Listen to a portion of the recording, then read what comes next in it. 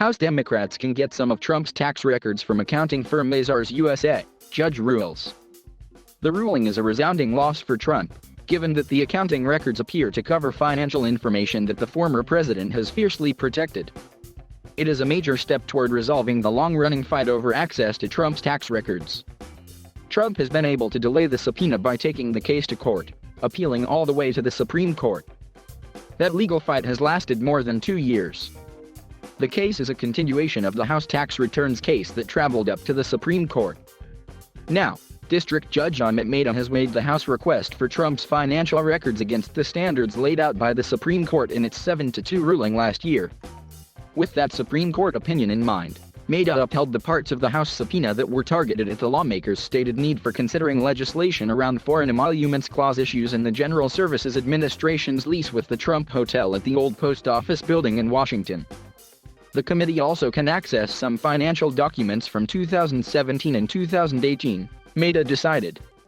Mehta ruled that the subpoena of Mazars in some ways should be treated like any subpoena it issues, especially as the committee investigates Trump's Washington, D.C. hotel lease with the federal government.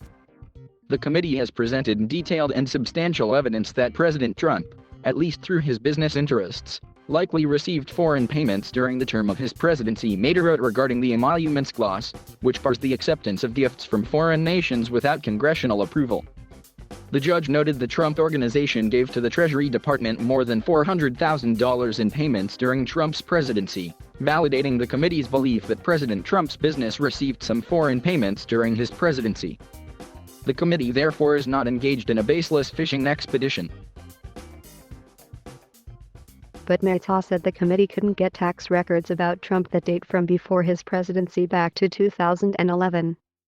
Mehta said that the justifications offered by the House committee for the other records it subpoenaed, which the committee said it needed for potential legislation around presidential financial disclosures, does not warrant disclosure of President Trump's personal and corporate financial records when balanced against the separation of powers concerns raised by the broad scope of its subpoena. The House Oversight Committee first issued the subpoena for the Trump financial records held by Mazars in April 2019. The following month, Trump filed a lawsuit in federal court seeking to block Mazars' compliance with the subpoena. Mehta initially upheld the subpoena, as did the U.S. Court of Appeals for the D.C. Circuit, prompting Trump's appeal to the Supreme Court. Chief Justice John Roberts' majority opinion backed Congress's authority generally to issue subpoenas for a president's personal financial records, but he instructed lower courts to weigh those subpoenas against special concerns regarding the separation of powers. In considering the records that the House committee was seeking for its investigation into the Trump Hotel's GSA contract, Mehta found that the separation of powers principles have little, if any, force.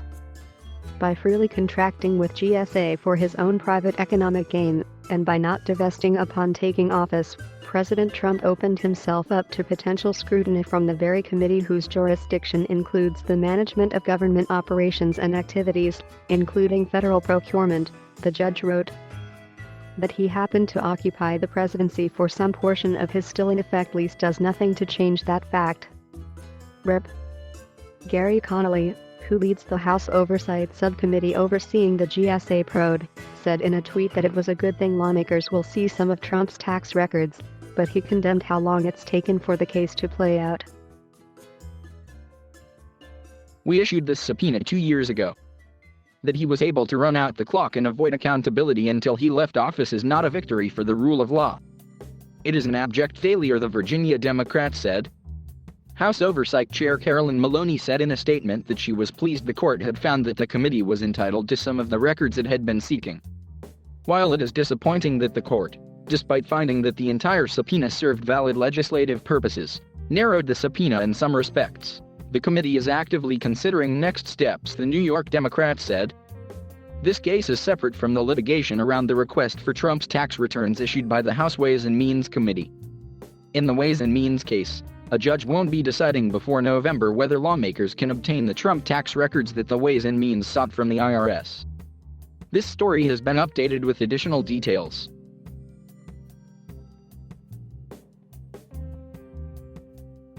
Thank you for watching. Please subscribe